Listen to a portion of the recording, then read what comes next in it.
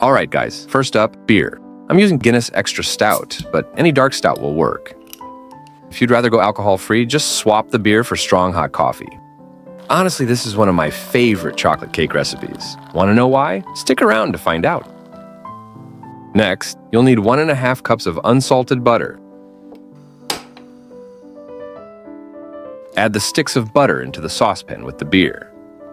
Gotta say, folks, beer is gonna add a deep, malty flavor with a touch of bitterness to make this cake extra special. Let that butter melt into the beer, nice and slow over low heat. Now give it a good mix. I'm using a wooden spoon here, but a whisk would work way better. Oh, and grab a bigger saucepan. I totally misjudged the size. Turn off the heat and remove the pan from the stove. Then you'll need some dark Dutch processed cocoa. Sift it in batches so it's easier to mix in. Stir the cocoa into the warm beer and butter mixture using a wooden spoon. I really recommend Dutch processed cocoa. It's rich, mellow, and gives the cake that deep chocolate flavor that pairs perfectly with the stout. Keep stirring until it's mostly combined. Then switch to a whisk to smooth it all out. Oh, this is what happens when you overheat the beer and butter. The mixture will split, so keep the heat low, guys. Next, you'll need 3 cups of all-purpose flour. Just toss them into a sieve so we can sift later. 2 teaspoons of baking soda. Just sprinkle it right over the flour. And a pinch of salt. Sprinkle like you're seasoning with style. Sift it all together, nice and fine, in a separate bowl, of course.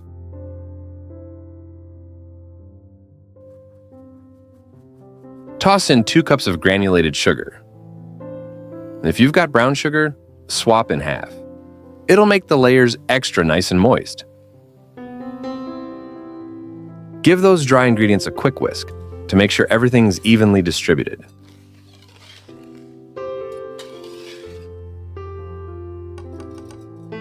Now grab 3 room temp eggs and crack them into a separate bowl. Here goes 1, 2, and 3. Then add 1 cup of full-fat sour cream. I swapped it out for Greek yogurt. You can also use buttermilk if you want. Now whisk it all up until combined. Kind of gives those omelet making vibes, huh? But I promise, this is gonna be way better. Carefully pour the beer, butter, and cocoa mixture in. And stir it all together with a whisk to blend everything nicely into a smooth batter.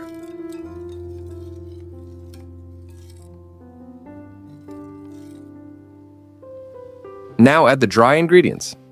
I recommend doing it in batches. This way, you'll get a nice even batter. Just mix it all together using a whisk until it's nice and smooth. By the way, have you ever baked with beer? Let me know in the comments, guys. And this is what we're going for. A beautiful, smooth chocolate batter. Just like this. You'll need 2 8 or 9-inch pans. Line the pan bottom with parchment paper. It makes removing the cake easier. For springform pans, use a slightly bigger parchment circle to prevent batter from leaking out.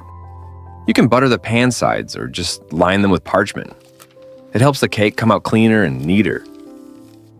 Pour the batter into the pans. Make sure they have high sides so the cake can rise up nicely. If you've got cake strips, do use them. They help the layers rise evenly. Pop the pans into a preheated oven and bake for 30 to 35 minutes. Stick a toothpick in the center to see if it's done. If it comes out clean, you're good. Take the layers out of the oven and let them cool before removing them from the pans. When they're warm, they're delicate and can break easily. Next up, ganache frosting. This is gonna be so good, you guys. I'm using 2 bars of dark chocolate, but if you want more ganache, feel free to use 3. Now toss the chocolate into a separate bowl. In a saucepan, pour in 1 cup of heavy cream. If you're using 3 bars of chocolate, you'll want about 1.5 cups of heavy cream. Place the saucepan over low heat and warm the cream until you see the first bubbles, just like these. Don't let it boil, guys. Turn off the heat and take the saucepan off the stove. Now let's add a little honey. It gives the ganache that beautiful glossy finish. Then stir the honey into the cream, but don't stir too long or it'll start to cool down. Pour the cream over the chocolate. Let it sit for a minute to soften. Then give it a good whisk until it's nice and smooth. Yep, that's how we want it. All smooth, glossy, and rich. Let it cool a bit at room temperature first, then pop it in the fridge for 20 to 30 minutes. You want it firm but still spreadable, not rock solid. When it's cooled, beat the ganache for 30 to 60 seconds on medium speed, until it's smooth and creamy. Only spread the ganache on completely cooled cake layers, otherwise it'll start to run. Okay, back to the cake. It should be cool by now. Just look at this test cake piece, folks. Way too tempting not to just pop right into your mouth. And yeah, I didn't hold back. You can trim the top to level the cake and make the layers extra tender. But you can totally leave it as it is, too. Flip the cake over and set it on a turntable or any round surface. Then remove the bottom of the pan and peel off the parchment paper. And now it's time to spread the ganache frosting over the first layer. I'm using an offset spatula for this, but don't worry if you don't have one. You can totally go with a silicone spatula or even a spoon. They'll work just fine. Take your time and smooth it out evenly all over that first layer. Gently place the second layer on top. Check if both layers sit nice and even. Add some more ganache frosting onto the second layer and gently spread it all over the top.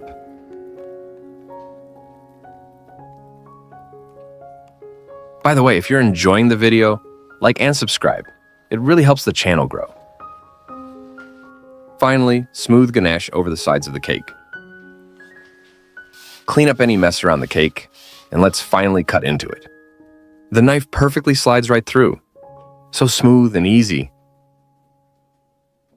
Wow, just look at that. I'm dying to try it. Absolutely delicious, guys. It's rich, malty, and super chocolatey. Not for kids, though. Some alcohol stays. But it's definitely one of my favorites. And I've got a feeling it'll be one of yours, too, once you try it. Thanks for watching. Make sure you like and subscribe. Until next time.